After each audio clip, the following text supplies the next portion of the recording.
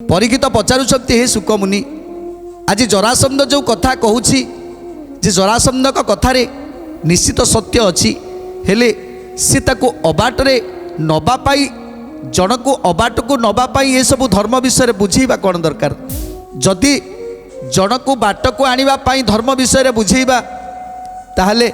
सी बाट को आसीपारे एवं सबकिछि तार पूर्व जन्मर कर्मफल माफ हो पारे क्षमा हो पारे जे जड़े मनीष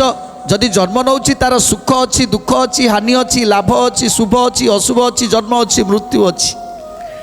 जदि सबू अच्छी ताहले पूर्व जन्मर कर्मफल को आमे ए जन्म रे भोग करूछंती पूर्व जन्मर कर्मफल जहाँ करिछंती पूर्व जन्म रे तार कर्मफल भोग करिबा पाई आमे संसार को आसीछंती तेणु एबे आमे किछि जदि भल कार्य करिबा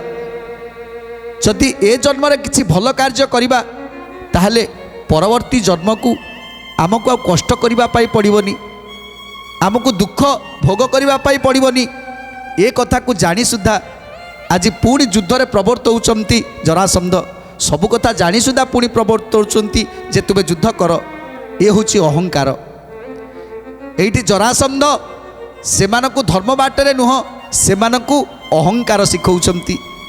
जे आत्म बड़ीमा मो भली ए संसार रे केही नाहंती ए होची आत्म बड़ीमा मो ठारू ज्ञानी ए संसार रे केही नाहंती ए होची आत्म बड़ीमा ये होची अहंकार तेणु यही अहंकार को नहीं आज समस्ते मृत्युवरण करती आते जेते जन्म नियंती सेते सेते जन्म रे से दुख ही पाई था तेणु आज सुकमुनि कहउचंती परीक्षित को बुझे दउचंती हे परीक्षित तमे जहाँ भाविच ठीक भाविच जे आमे जदि काहाकू उचित परामर्श दबा जे गोटे रास्ता रे कंटकित रास्ता आमे से कंटकित रास्ता उपरे चलिले पाद फुटिजिवो रक्त बाहर तेणु आमको कष्ट हबो तेणु आमे से कंटकित रास्ता को न जीवा पाई आमको गोटे शुद्ध रास्ता देखिबा पाई गोटे सुंदर रास्ताटी देखिबा पाई आमे काहाकू जन को परामर्श मागिबा जे आमे एई पटरे गले जदि कंटा अच्छी ताले आउ गोटे रास्ता आमको कहि दियंतु जो रास्ता रे आमे सुविधा रे जाई पहुँची पारिबु आम लक्ष्यस्थली रे किंतु से समय भितर जदि आमको जड़े सुपथ देखले ताले आमे सीधा सीधा जाई पहुँची जीवा आम लक्ष्यस्थली रे सुंदर भाव रे